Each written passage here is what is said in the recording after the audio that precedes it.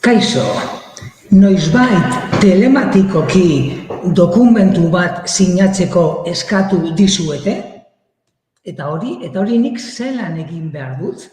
Hala bada, gaurko solasaldia interesgarria izango zaizue. Kaixo Kafe eta Guneko adiskideak. Eneko nauzue eta nire lankidekin batera Kafe eta Guneko lantaldearen parte naiz. Astero bezala, gaur egun teknologia berrien munduan berri den gai, inguru eta gai desberdinen inguruan hizketan gatoz.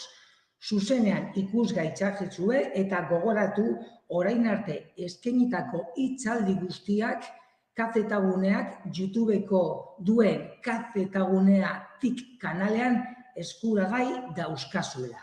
Eskerrik asko Kafe eta Guneko langileok osotzen dugun lantalde guztiaren izenean eta minutu entretenigarriak pasa ditzazuela espero dut. Beraz, ekin diezaigun bada gaurko gaiarekin.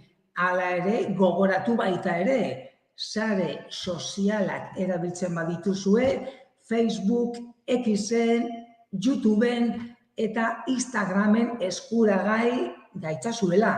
Baita ere bloga badekogu eta gure Kafe eta Guneko web ataria.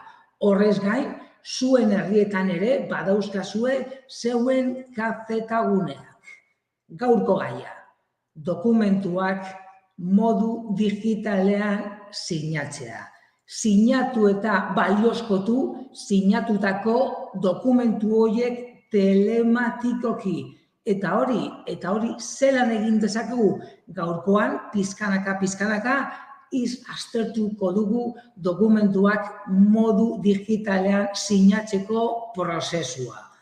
Izan ere gogoratu lehen dokumentuak boligrafoz sinatzen genituen. Gaur egun baita ere. Gauza da gaur egun dokumentu horiek geure sinadura digitalagaz sinatuko ditugula eta paperean egin beharrean bai ordenagailu, tablet edo mugikorrarekin egingo dugula. Izan ere, legezkoa da eta askotan papera baino seguruagoa. Azken finean, non sinatuko dituzue zeuen dokumentuak? Geroago ikusiko dugun moduan izenperen web orrialdean.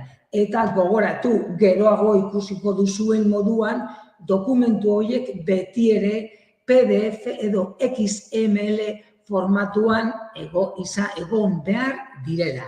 Hala ere geroago horri buruzko eredu eta adibideak jarriko dizkizuet. Izenpe. Non sinatuko dituzue zeuen dokumentuak? Adibidez, izenperen web orrialdean izenpe, baina zer da izenpe SA? Ziurtapen eta zerbitzu enpresa. 2002 urtean eratutako sozietate anonimoa dugu izenpe. Eusko Jaurlaritzak eta Foru Aldundiak bultzatuta. Eusko Jaurlaritzaren eta Aldundien sozietate informatikoen bitartez eratu zen, Erkie, Lantik eta IZF, azken finean herritarrei, enpresei eta administrazio publikoei egiten dien zerbitzu egiten dien enpresa dugu izenpe. Eta gauza da, izenperen web orrialdearen barruan geure sinadura elektronikoa erabiliko dugula, dokumentu horiek telematikoki sinatu ahal izateko, eta azken finean zer da sinadura elektronikoa? Interneten bidez, lehen bertaratuta egin behar ziren izapideak egin ahal izateko, hau da, ohiko eskuzko sinadura ordezkatzen duen prozedura tekniko eta juridikoen multzoa. Hau da, lehen bulegora joaten ginen dokumentua sinatzera, baina hori interneten bidez, izenperen web orrialdearen bidez, geuk gere dokumentu horiek sinatuko ditugu. Hala ere gogoratu, aurrerago nik adibide bat jarriko dizuet. Ta horretarako, zer egin behar dugu? Lehenik eta behin interneten sar zaitezte eta www.bikoitz.izenpe.eus webgunean sar zaitezte. Hau da, izenperen web orrialdean holako zeozer topatuko duzue behin sartu eta gero, adibidez interfaza jarri dizuet, hau da, holako zeozer topatuko duzue. Behin web orrialdearen barruan zaudetenean, goiko partean, ezkerraldean gutxi gora bera, kudeaketa tresnak aukera topatuko duzue, hau da, kudeaketa tresnak, panel de gestión deritzona, hain zuzen ere, beti ere goiko partean ezkerraldean, kudeaketa tresnak. Eta izenperen web orrialdean, kudeaketa tresnak atarian, zer topatuko duzue? Dokumentuak sinatzeko tresnak. Hau da, dokumentuak sinatu aukera. Argi ikusiko duzue, beraz, arazorik ez duzue izango. Hor adibidez, holako pantailatu bat jarri dizuet, behin kudeaketa tresnak atarian sartuta gero, dokumentuak sinatzeko tresnak aukera. Hala ere, gogoratu, izenperen web orrialdearen barruan aukera gehiago dauzkazuela, hau da, bak eta baku tresnak, itxordua hartu, online denda, ziurtagiri digitalen tresnak, profesional deian, eta aukera gehiago. Beraz, sartu zaitezte eta begiratu ikuskatu. Izan ere, izenperen web orrialdearen barruan aukera gehiago topatuko baitituzue. Dokumentuak sinatzeko tresnetan sartu eta gero, hor dekozue, dokumentuak sinatu, sartu.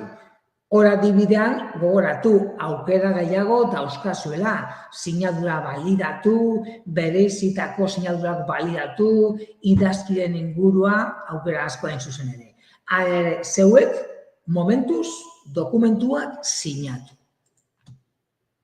Dokumentuak sinatu, sakatu eta gero, azken finean, mezu bat botatzen duzuen bezala edo WhatsAppen barruan zaudetenean argazki bat bidaltzen duzuen bezala zein da gure hurrengo aukera, hau da, zeuek sinatu nahi duzuen dokumentua sartu beharko duzue. Hau da, adjuntar artxiboz beti ere izan dena. Hau da, artxiboa sinatu nahi duzuen PDF dokumentua erantzi beharko duzue.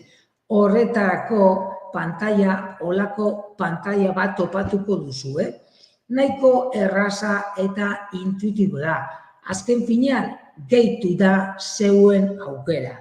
Hau da, batzuetan erantzi adjuntar, baina izenperen web orrialdearen barruan zein izango da zeuen aukera? Gehitu. Gehitu, sakatu eta gero, hau da, zer lortuko duzue? Imaginatu zeuen ordenagailuan tramitea egiten ari zaretela. Bazken finean, zeuen ordenagailuaren memoria karpetetan sartu, zeuen artxiboetan sartu, eta zeuek sinatu nahi duzuen dokumentua hartu beharko duzue. Beti ere, karpeta topatu, dokumentua aurkitu, eta doble klika dala medio dokumentua erantzi edo gehitu. Tramite hau zeuen mugikorretan egiten baduzue, hau da, zeuen mugikorren artxiboen barne sartu eta zeuen mugikorretan artxiboa hautatu beharko duzue. Eta tableta erabiltzen baduzue, berdin. Behin dokumentua aukeratu duzuela, betiko pantaila bueltan izango zarie, eta bertan pantailan dokumentua edo fitxategia argi ikusiko duzue. Adibidez, nik hautatutako dokumentua kzgunea/froga izan da. Behin dokumentua edo fitxategia pantailan ikusita gero jarraitu. Hau da, kontinuar. Jarraitu aukera emaiozue. Eta behin, hau da, jarraituri eman eta gero, zeuen dokumentu hori sinatu beharko duzue. Eta orain, dokumentua sinatzeko aukera desberdinak emango dizkizue izenpe. Hau da, BAK, ziurtagiri profesionala odeian edo ziurtagiri digital. Hau da, momentuz 4 aukera dauzkazue. Normalean, nik adibidez tramite hauek egiten ditudanean, zerekin sinatu egiten dut, BAK dala medio, hau da, bakua dala medio. Askok eta askok baka izango duzue, besteok ziurtagiri profesionalei odeian izan ere, dokumentuak eta enpresa bat badaukazue bai sinatu daitezke. Eta beste askok ziurtagiri digitala dala medio da, txartel bat dala medio.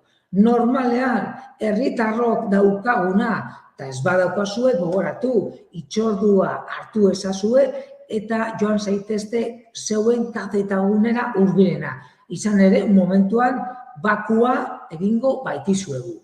Nik normalean bakua, beraz, bakua aukeratu, hor pantailan ikusten duzuen moduan, bakua aukeratuko dut. Sakatu eta, hau da, bakua erabiliz, lehenengo nire nana sartuko dut, nire DNI-a, ondoren nire bakuaren pasaitza. Eta jarraitu, sakatu eta gero, neure mugikorrean, hau da, neure telefonoan, SMS bat, mezu bat, jasoko dut klabe bategaz. Eta klabe horren azkenengo 4 zenbakiak pantailan jarri eta jarraitu sakatuko dut. Hori egin eta gero, ia dokumentua sinatuta egongo da. Izan ere, lana bukatzeko, hau da, dokumentua sinatzeko izenpek mugikorrera beste mezu bat botako dit, beste SMS bat. SMS horren azkenengo 4 zenbakia jarri eta jarraitu. Ben, hori egin eta gero, neure dokumentua sinatuta egongo da, hau da, telematikoki izenperen web orrialdea dela medio sinatuta. Hurrengo pausoa. Nik hautatutako dokumentu berri bat sortuko da. Hau da, nik neukan dokumentuari, hau da, zenbaki berri, izen berria jarriko diote. Hau da, dokumentua eta bukatzeko zain gehituko zaio. Hau da, imaginatu, kzgunea/froga zain. Hau da, azken partean zain ikusiko duzue. Hau da, beraz, dokumentua sinatzean zain dalako izena jarriko zaio eta zeuen ordenagailuan gordetzeko aukera emango dizue, beraz, guardar emoiozue. Hau da, sinatutako dokumentua zeuen mugikor edo ordenagailuan gorde ahal izateko. Hor adibidez, txiki ikusten da, baina nire adibidez gordetako dokumentu berria kzgunea/froga-zain dokumentua izango da. Beraz, zeuen ordenagailu eta mugikorretan 2 dokumentu izango dituzue. Alde batetik dokumentua, soilik dokumentua, eta bestetik dokumentua gehi zain dalako izena. Hori baino ez. Dokumentua sinatuta izango duzue, baina Eta konprobaziorik egin nahi badut, gogoratu, zeuen mugikorretan edo zeuen ordenagailuetan, hau da, deskargaz karpetara joan zaitezte, esate baterako, ze normalean dokumentua deskargaz karpetan gordeko dau, eta dokumentua zabaldu ezazue betiko moduan. Normalean nik dokumentua Adobe Readerekin zabalduko dut. Behin dokumentua zabaldu duzuenean, eskumaldean, normalean, panel de firma, sinadura panelarekin topatuko zarie. Eta behin klik egin eta gero, hau da, eskerraldean, olako datu batzuk topatuko dituzue. Eta bertan, zeuen dokumentua, sinatua egon dala. Horri buruzko datuak eskainiko dizkizue. Hori baino ez. Beraz, gogoratu azken binean ordenagailutan bi dokumentu izango dituzuela. Normala eta zeuek sinatutakoa. Behin dokumentua sinatu eta gero, sinadura balidatuko duzue. Azken finean, sinadura hori balidatzeko, betiko moduan lehen aipatu dizueran www.izenpe.eus web atarian sartu zaitezte, panel de gestión, kudeaketa, tresnak. Sakatu eta bertan dokumentuak sinatzeko tresnetan, hau da, aukera asko topatuko duzue. Lehen dokumentua sinatu aukeran sakatu baduzue, orain sinadura balidatu aukera izango duzue ikusgai. Hor pantailan ikusten duzuen moduan. Bertan sartu zaitezte eta holako lehen aipatu dizueran eta holako antzeko prozesua baino ez da. Hau da, bertan zeuek sinatutako aukera edo artxiboa aukeratuko duzue. Hori gehitzeko edo eranzteko. Gogoratu, orain hartuko duzuen fitxategi edo artxiboa, imaginatu kapeta gunea froga zain. Hau da, zeuek lehen sinatutako artxiboa hartu behar duzuela. Zain dalakoa ikusiko duzue. Berau gehitu eta erantzi eta egiaztatu botoian sakatu ezazue. Behin hori egin eta gero, egiaztatu eta gero dokumentuaren sinadura era egokian egiaztatu da. Holako leyenda ikusiko duzue zeuen pantailetan eta beko partean dokumentua sinatu eta balioztatu duzuen datuak. Eta bertan ere, zeuen izen abizenak ikusiko dituzue. Beraz, azken finean, lehen sinatu eta orain balidatu. Hau da, bi gauza egin ditugu hori baino ez. Azken finean eta labur bilduz, izenperen webgunearen bidez, dokumentuak modu digitalean sinatu eta balidatu ditzakegu. Hainbat identifikazio bide topatuko dituzu, hau da, bakua, ziurtagiri profesional deian edo ziurtagiri digitalak. Hau da, 4 aukera dauzkazue. Baina normalean eta errezena bakua erabiliko duzue. Izan ere bakua dela medio zeuen dokumentuak bai ordenagailuan, tabletean edo mugikorra dela medio sinatuko dituzue. Hau da, sinatutako dokumentuak edozein tokitatik sinatzeko eta balioztatzeko aukera. Eta gogoratu, izan ere prozesu hauek askotan papera baino seguruagoak dira. Beraz, noizbait aukera edo saiakuntza edo froga egin nahi baduzue, saiatu zaitezte izenperen web orrialdean eta saiatu zaitezte. Arazoak badauzkazue gogoratu. Kafetagunean itxordua hartu, hau da, hurbilenen deko zuen kafetagunean itxordua hartu eta gustako laguntza emango dizuegu. Eskerrik asko gaurko goiza katetaguneagaz pasatzea gaitik. Hau da, egun ona izan dezazuela eta gogoratu hitzaldia ostegunean ere badekogula, baina ere gazteleraz. Adi egon zaitezte, izan ere katetaguneak egunero eta egunero berri eta erronka gehiago baititu. Eta gogoratu, egin klip eta aldatu txipa. Laster arte, agur!